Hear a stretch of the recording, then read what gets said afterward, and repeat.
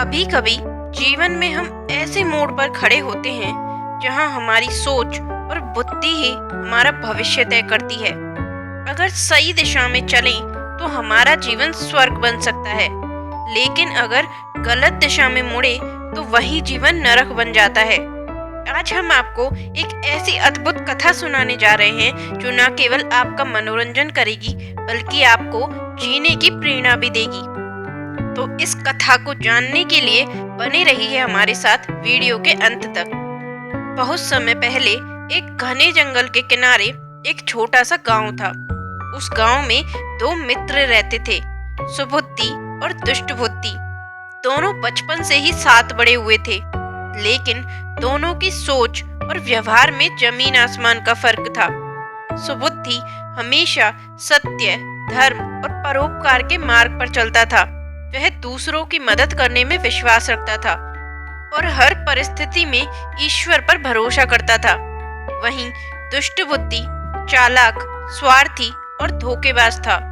उसे अपने फायदे के लिए दूसरों को नुकसान पहुंचाने में कोई झिझक नहीं होती थी। सुबुद्धि को गांव के लोग बहुत पसंद करते थे क्योंकि वह हर किसी की मदद के लिए तैयार रहते थे। वहीं दुष्टबुद्धि अपनी चालाकी और धोखाधड़ी के कारण गांव वालों के लिए समस्या बन गए थे। एक दिन सुबुद्धि ने दुष्टबुद्धि से कहा, मित्र, क्यों ना हम इस गांव के बाहर जाकर अपनी किस्मत आजमाएं? यहाँ की सीमित साधनों में हम अपनी क्षमता को पूरी तरीके से निखार नहीं सकते। दुष्टबुद्धि ने सुबुद्धि की बात मान ली, लेकिन उसके मन में पहले से ही कुटिल योजनाएं बनने लगी। दोनों मित्र यात्रा पर निकल पड़े। जंगल के घने रास्तों से गुजरते हुए वे एक बड़े शहर में पहुंचे।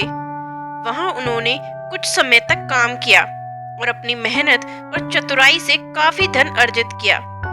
सुबुद्धि ने अपनी कमाई को ईमानदारी से बचाया, जबकि दुष्टबुद्धि ने अपनी चालाकी और धोखाधड़ी से पैसे कमाए। दुष्टबुद्धि ने पैसे कमाने के लिए ठगी और चोरी का सहारा लिया। जब उनके पास पर्याप्त धन हो गया तो सुबुद्धि ने कहा, मित्र, अब समय आ गया है कि हम अपने गांव लौट जाएं और इस धन से अपने लोगों की मदद करें। दुष्टबुद्धि ने सहमति जताई, लेकिन उसके मन में एक और योजना थी। उसने सोचा, अगर मैं सुबुद्धि का सारा धन हड़प लूं तो मैं अकेला अमीर बन जाऊंगा। रास्ते में एक घने जंगल में दुष्टबुद्धि ने सुबुद्धि से कहा, मित्र, क्यों ना हम अपना धन एक पेड़ के नीचे गाड़ दें? इससे यह सुरक्षित रहेगा और जब हमें जरूरत होगी तो हम इसे निकाल लेंगे। सुबुद्धि ने उसकी बात मान ली। उन्होंने अपना सारा धन एक बड़े पेड़ के नीचे गाड़ दिया और गांव लौट आए। लेकिन रात के अंधेरे में दुष्टबुद्धि चुपके से उस स्थान पर गया और सारा धन निकाल कर ले गया। अगले दिन जब सुबुद्धि धन लेने गया तो उसे वहां कुछ भी नहीं मिला। Oh my God! वह स्तब्ध रह गया। उसे समझ नहीं आया कि यह सब कैसे हुआ।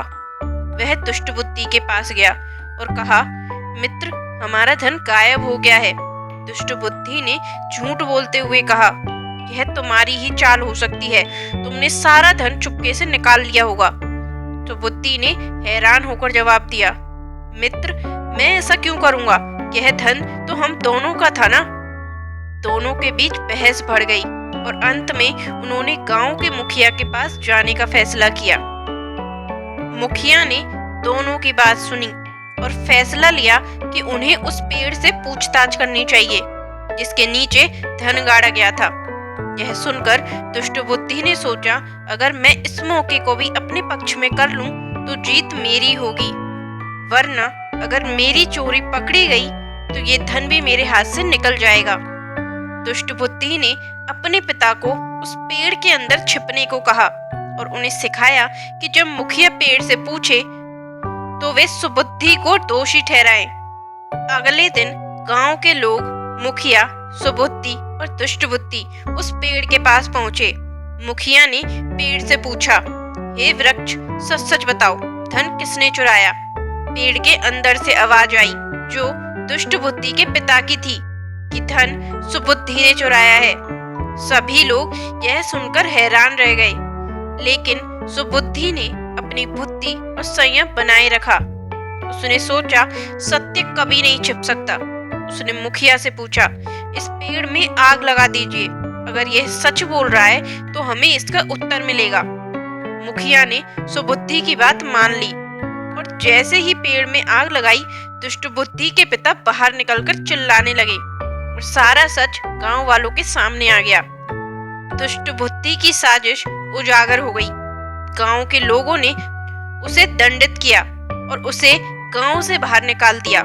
सुबुद्धि ने सारा धन वापस ले लिया और उसे गांव की भलाई के लिए इस्तेमाल किया। गांव से निकाले जाने के बाद दुष्ट बुद्धि को अपने कर्मों का पछतावा हुआ। वह सुबुद्धि के पास गया और अपनी गलतियों के लिए क्षमा मांगी। सुबुद्धि ने उसे सच्चाई और धर्म का पालन करने का उपदेश दिया।